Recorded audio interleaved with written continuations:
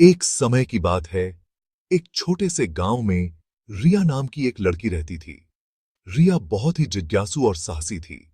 उसके गांव के पास एक पुराना खंडहर नुमा घर था, जिसे सब लोग साया घर कहते थे। गांव वाले कहते थे कि वहां रात के समय अजीब अजीब आवाजें आती थीं और कभी-कभी लोगों को वहां एक धुंधली आकृति दिखाई देती थी। लेकिन रिया को इन बातों पर विश्वास नहीं था। शाम,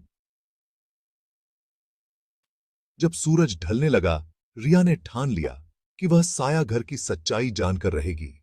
उसने अपनी सबसे अच्छी दोस्त सिया को साथ लेने का फैसला किया। तभी उत्साह से। सिया, चलो, आज हम साया घर जाएंगे।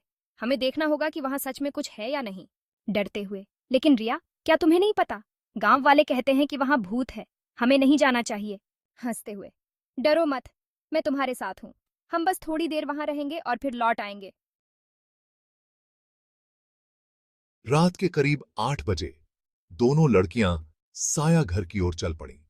घर का दरवाजा पुराना और जर्जर था, लेकिन रिया ने हिम्मत जुटाई और दरवाजा खोला। दरवाजे की चरचुरी आवाज ने दोनों का दिल तेजी से धड़कने लगा। सुरक्षित रूप से। देखो, कुछ नहीं है, बस थोड़ी धूल और अंधेरा। चलो अंदर चलते हैं। जब वे अंदर गईं, तो पूरा घर अंधेरे में डूबा हुआ था। जैसे जैसे वे आगे बढ़ीं, उन्हें हर कोने से अजीब आवाजें सुनाई देने लगीं।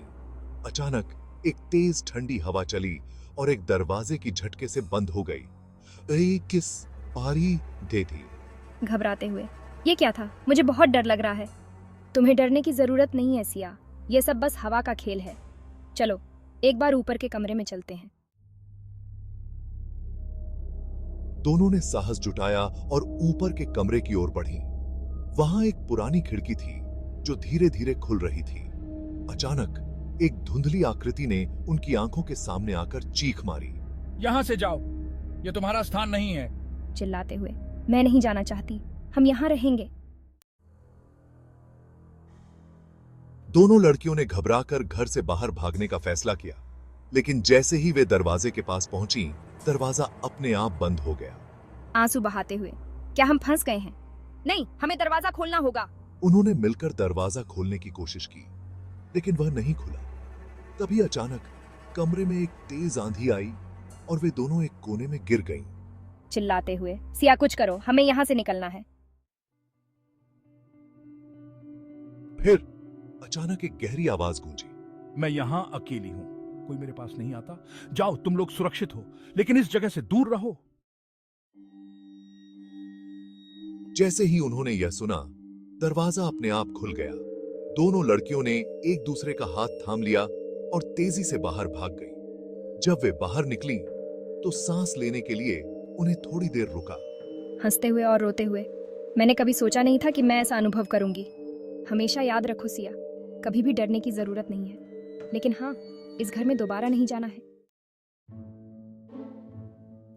उस रात के बाद रिया और सिया ने साया घर के बारे में कभी नहीं सोचा।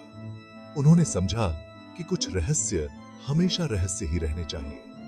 गांव में फिर से लौटकर जब उन्होंने अपनी कहानी सुनाई, तो सभी को विश्वास नहीं हुआ, लेकिन वे जानती थीं कि जो कुछ भी हुआ था वह सच था। इस तरह साया घर फिर से गांव की कहानियों में शामिल हो गया और रिया और सिया हमेशा उस डरावनी रात को याद करती रहीं।